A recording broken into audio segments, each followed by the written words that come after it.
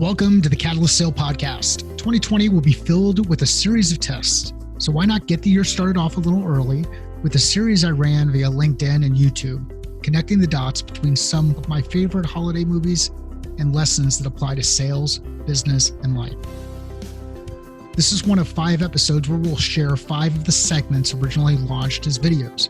If you'd like to see the original videos, please check out the links in the show notes. This sprint is brought to you by the Catalyst Sale Sprint of the Month. These sprints are designed to help you put the concepts discussed in the podcast into practice in your business. Let's get started. There are a couple of scenes in A Christmas Story where Ralphie goes through a narrative. He starts doing some storytelling. He talks about the scene where Black Bart is getting ready to attack the house and he's going to protect the family from these intruders. So he envisions this whole idea, this narrative of where he and his Red Ryder BB gun save the day by taking out the bad guys. He also gets into this narrative around when he gets a bad grade on his theme that he writes relative to wanting the Red Ryder BB gun as a Christmas gift. This makes me think about a couple of different things. It highlights the importance of narrative and imagination as we start to weave a story that helps to convince ourselves that we're doing the right thing and actually help to compel our customers to do the right thing.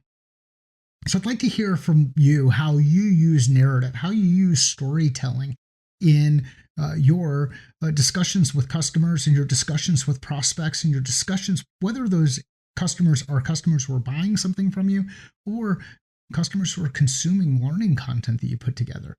How do you use narrative? How do you use storytelling in your business? We're going to move back to Elf. There's that scene early on when they're in Santa's workshop and Buddy's working on the Etch-a-Sketches. And then he feels this presence over his shoulder and it's Ming Ming. Ming Ming's the shop supervisor walking around and he sees Buddy kind of struggling to keep up. Buddy admits, look, I'm going to be a little bit short. And Ming Ming says, well, how short are you going to be on his Etch-a-Sketch quota? And if you've been in sales for a while, you know what it feels like to be a little bit short. Whether it's a little bit short on hitting your number, a little bit short on the activities that you're being measured on, being a little bit short can be frustrating. Anyhow, Ming Ming says, so how short are you going to be? And he said, well, I'm created 85 of these Etch-a-Sketches. Well, that puts him 915 behind the pace. Now, Buddy feels really bad. He's a cotton-headed ninny munkins, I think is how he refers to it. And I'll add notes in the show notes to clarify that. But he's this cotton-headed ninny munkins. And then the rest of the team actually rallies around him. The rest of the team comes back and says, no, you're not a cotton-headed ninny munkins. And they're trying to build him back up. So they start talking about all the cool things that Buddy does. Number one, he's great at replacing batteries and smoke detectors. He can do them once, and then 6 months later, he needs to do it again. They talk about him in the choir. He's a baritone. He brings them down a whole octave in a good way.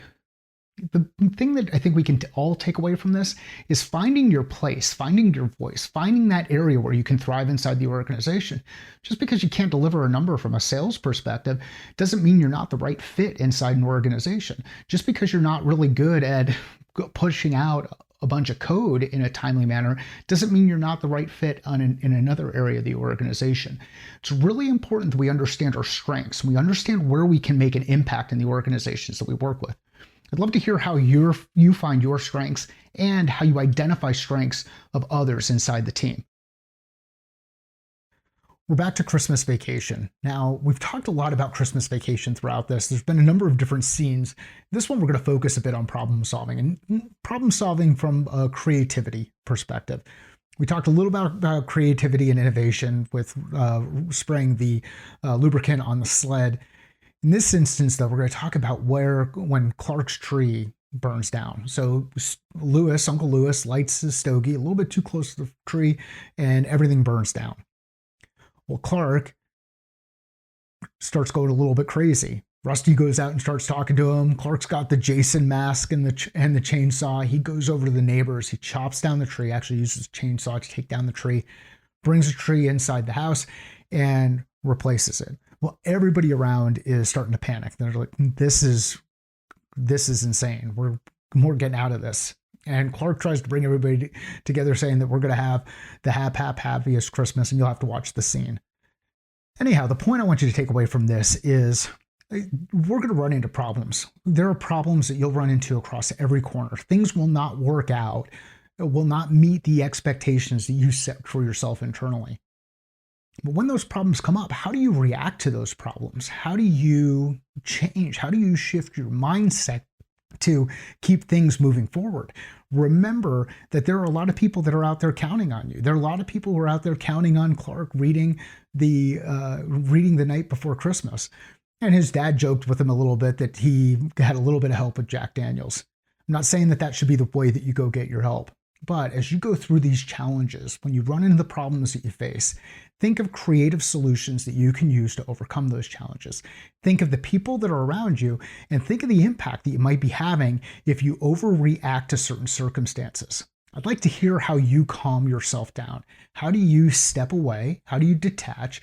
How do you relax, separate from a situation so that you can think effectively about solving problems?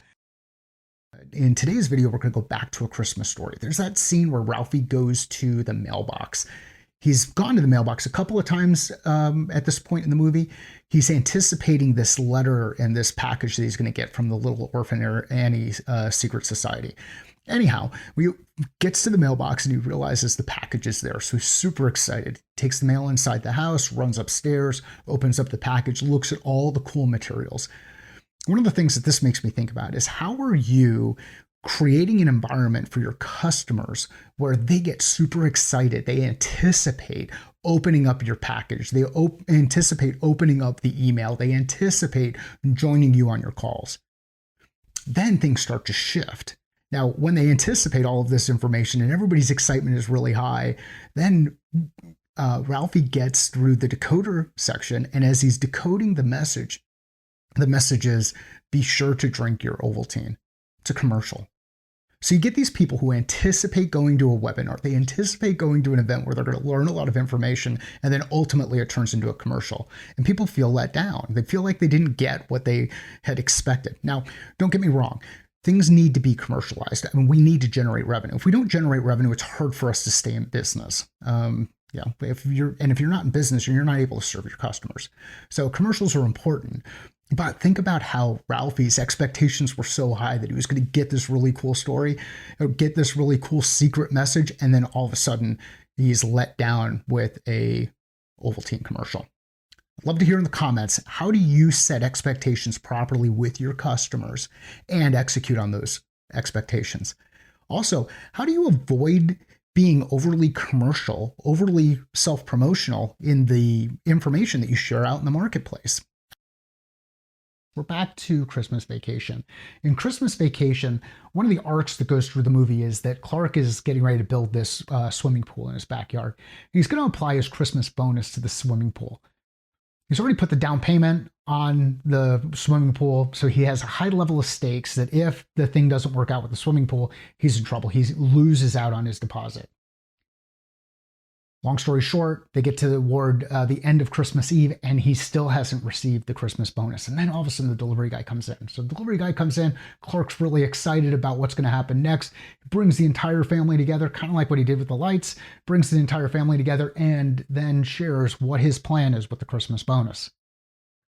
Clark has this high expectation that the Christmas bonus is going to be similar to what he got last year, maybe even a little bit bigger than the one he got last year. So based on that information, he decided to put a down payment on a pool. Well, when he opens up the Christmas bonus, he realizes that, it's not the money that he had expected. It's a year-long subscription to the Jelly of the Month Club. Well, Eddie, in true Eddie fashion, says, wow, that's awesome, Clark. It's the gift that keeps on giving all year long. So Eddie, who's fascinated and excited about the gift that keeps on giving all year long, versus Clark, who's extremely frustrated because now he is going to lose out on his deposit. They've got two completely different reactions to this. And what this highlights again to me is the importance of setting expectations. We've talked about setting expectations with your external customers. What about setting expectations with your internal customers, with your team? If you've made a decision, you've made a business decision, you've decided that you're no longer going to do Christmas bonuses, communicate it out to your team early so that they know and so that they're prepared and so that they make proper decisions. I'd love to hear how you communicate bad information, negative information, communicate changes, or set expectations with your own internal team. And if you feel comfortable sharing, share an example where those internal expectations weren't set very well.